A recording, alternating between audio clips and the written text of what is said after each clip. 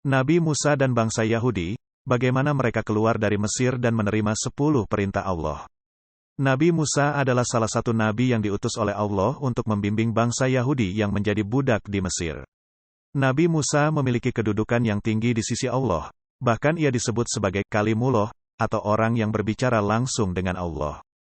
Nabi Musa juga diberi mukjizat seperti tongkat yang bisa berubah menjadi ular, tangan yang bisa bersinar, dan lain-lain. Bangsa Yahudi adalah keturunan dari Nabi Yakub, yang juga disebut sebagai Israel. Mereka tinggal di tanah Kanaan, tetapi kemudian mengalami kelaparan dan pindah ke Mesir karena adanya Yusuf, putra Nabi Yakub, yang menjadi pejabat di sana. Namun, setelah Yusuf meninggal, bangsa Yahudi diperlakukan sebagai budak oleh raja-raja Mesir yang zalim.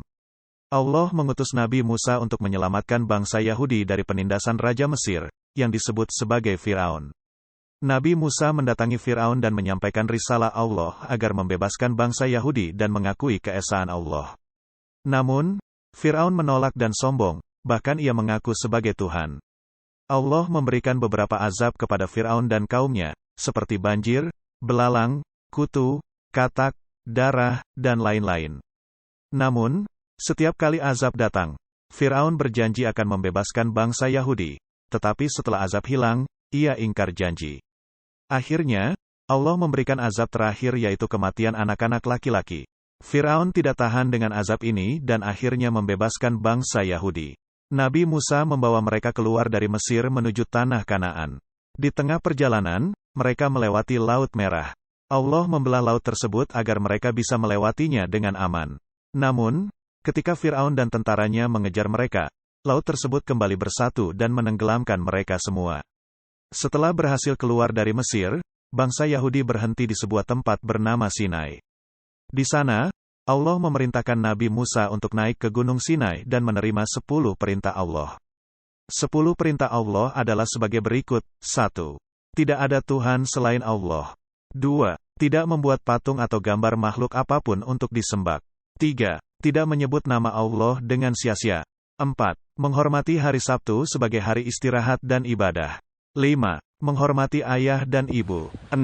Tidak membunuh. 7. Tidak berzina. 8. Tidak mencuri. 9. Tidak berdusta atau menuduh orang lain secara palsu. 10. Tidak iri hati atau tamak terhadap apa yang dimiliki orang lain. Nabi Musa menerima 10 perintah Allah dalam bentuk 2 loh batu yang ditulis oleh jari Allah.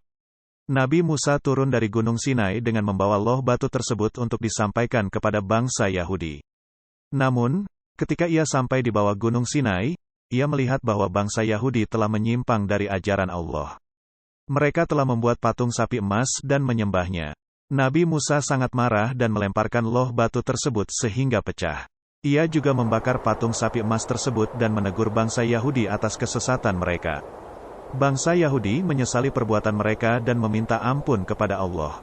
Allah mengampuni mereka, tetapi memberikan hukuman berupa berkeliaran di padang pasir selama 40 tahun sebelum bisa masuk ke tanah Kanaan.